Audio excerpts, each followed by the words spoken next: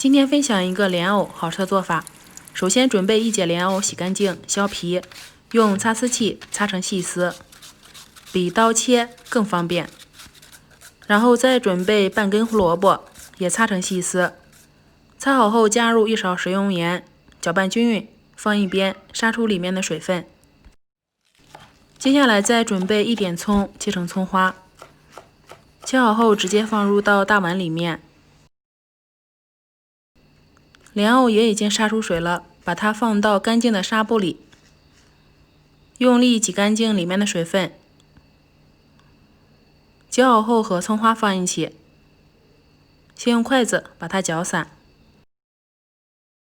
接下来向里面打入2颗鸡蛋，只要蛋清，不要蛋黄。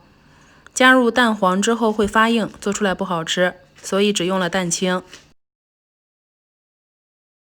现在开始调个底味，加入1勺食用盐，1勺鸡精，1勺13香，先搅拌均匀。搅好之后，根据你藕丝的多少加入面粉，挤出的藕汁也不要丢，向里面加入面粉、葱花，搅拌均匀，先放一边。蛋黄也不要丢，再打入1颗全蛋，搅拌均匀。接下来开始处理藕丝，像这样能够握成团，不散开就可以了。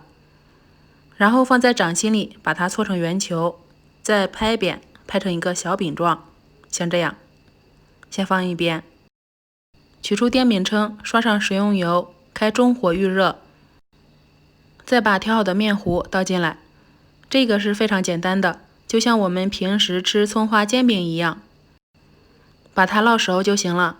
喜欢吃薄的可以烙得薄一些，喜欢吃厚的可以烙得厚一点。然后电饼铛再刷上食用油，这次可以稍微多刷一点。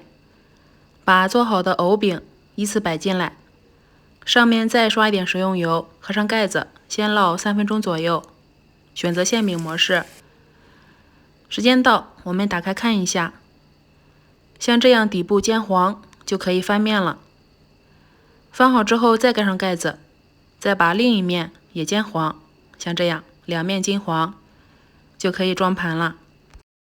香喷喷的香煎莲藕小饼，这样做是第一次，做出来真的是惊艳到我了。